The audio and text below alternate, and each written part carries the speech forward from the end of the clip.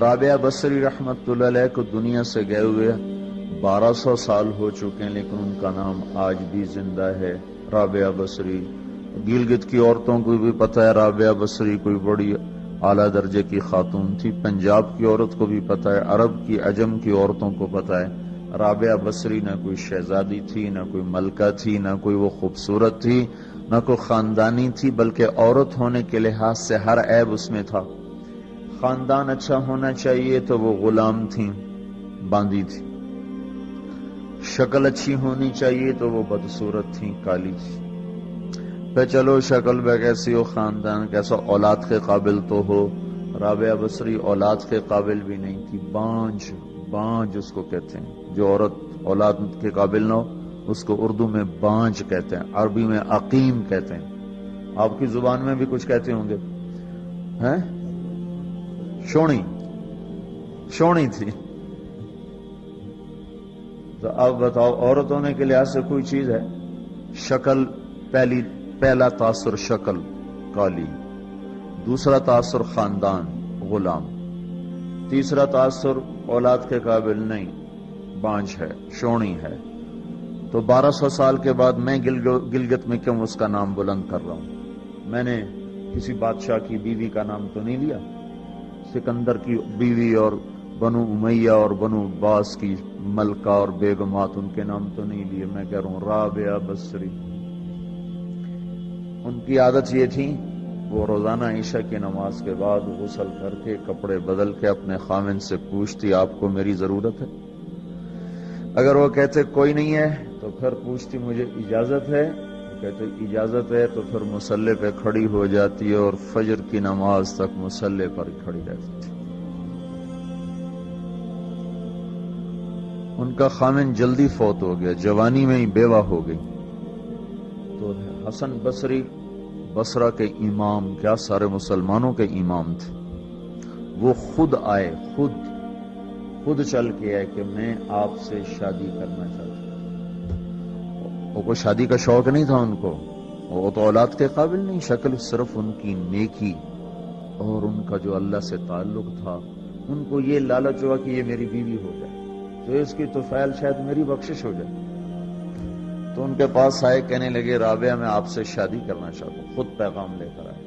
تو انہوں نے فرمایا میری 4 باتوں کا جواب دے دو تو میں شادی کر لیتا ہوں۔ کہنے لگے کیا؟ کہ یہ بتاؤ میں جنتی ہوں کہ دوزخی ہوں؟ کہنے لگے یہ تو میں کچھ نہیں کہہ سکتا۔ اچھا یہ بتاؤ جب اللہ تعالیٰ قیامت میں اعمال نامے اڑائے گا، کسی کے سیدھے ہاتھ میں آئے گا، کسی کے الٹے ہاتھ میں آئے گا، میرے سیدھے ہاتھ میں آئے گا کہ الٹے ہاتھ میں آئے گا؟ کہنے لگے یہ بھی کچھ نہیں بتا سکتا۔ کہنے لگے اچھا یہ بتاؤ جب اللہ نیکیوں کو تولے گا، کسی کی نیکیاں بڑھ جائیں گی، کسی کے گناہ بڑھ جائیں گے، میرے گناہ زیادہ ہوں گے، نیکیاں زیادہ ہوں گی؟ کہ یہ بھی نہیں بتا سکتا۔ کہ اچھا یہ بتاؤ جب لوگ پل صراط سے گزریں گے، کوئی پار نکل جائیں گے، کوئی نیچے گر جائیں گے، تو میں پار نکلوں گی کہ دوزخ میں گروں گی؟ کہنے لگے یہ بھی میں نہیں بتا سکتا۔ تو پھر فرمایا اچھا جاؤ مجھے تیاری کرنے دو، مجھے ان 4 باتوں کی تیاری کرنی ہے، میرے پاس شادی کے لیے وقت کوئی نہیں ہے۔ ایک دن اٹھی، سالن پکانے کے لیے سالن ہانڈی، دیکھا تو پیاز کوئی نہیں، اب پیاز کاٹ کے ہانڈی میں ڈالا جاتا ہے۔ اب پریشان بیٹھی ہیں، نہ کوئی بیٹا، نہ بیٹی، نہ خامد، نہ بھائی، نہ کوئی خادمہ۔ تب سوچ میں پڑی پیاز کہاں سے لوں؟ اوپر سے ایک چیل اڑتی ہوئی جا رہی تھی، اس کے پنجوں میں پیاز تھا۔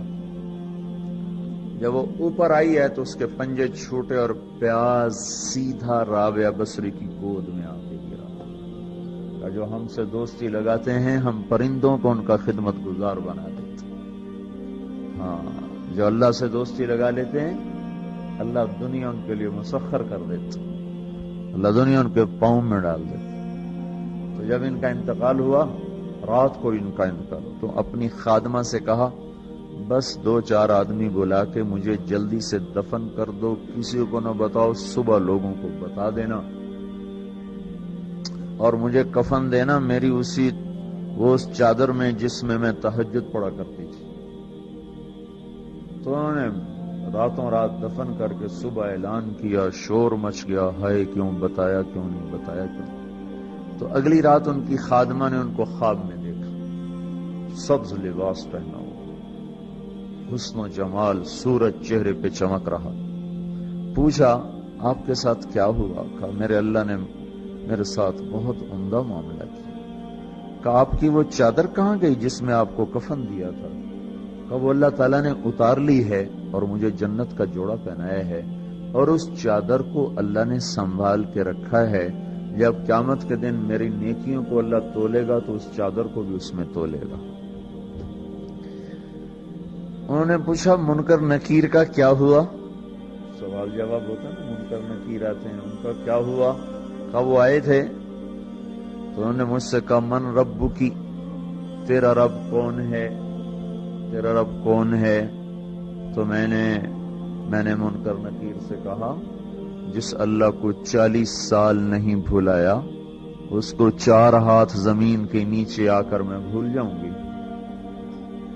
یہ نہیں کہا ربی اللہ ہے، بلکہ ان کو یوں کہا کہ جس رب کو 40 سال میں نہ بھلا سکی اس کو 4 ہاتھ زمین کے نیچے آ کر میں بھول جاؤں گی۔ تو منکر نکیر نے کہا اب اس کا آگے کیا حساب لینا، چلو بھائی واپس چلو، چلو بھائی واپس چلو۔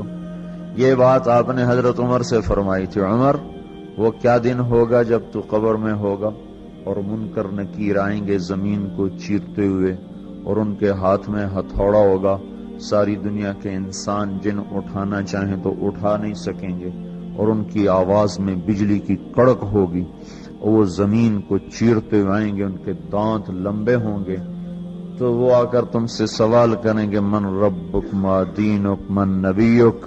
تو حضرت عمر کہنے لگے یا رسول اللہ میرے ہوش ٹھیک ہوں گے؟ جیسے میں اب بیٹھا ہوں میں ایسے ہوں گا؟ تو ہمارے نبی نے فرمایا ہاں تو ایسے ہی ہوگا جیسے تو اب بیٹھا ہوا ہے۔ تو کہنے لگے پھر میں اچھی طرح ان سے نمٹ لوں گا۔ تو جبریل آئے، کہنے لگے یا رسول اللہ ہم دیکھ رہے ہیں آگے کہ عمر کو جب قبر میں ڈالا جائے گا اور آ کر منکر نکیر ان سے سوال کریں کہ من ربک، تو یہ کہیں گے ربی اللہ فمن ربکما، میرا رب تو اللہ ہے، تم بتاؤ تمہارا رب کون ہے؟ میرا دین تو اسلام ہے، تم بتاؤ تمہارا دین کیا ہے؟ تو وہ منکر نکیر کہیں گے عجیب بات ہے، ہم تمہارا حساب لینے آئے کہ تم ہمارا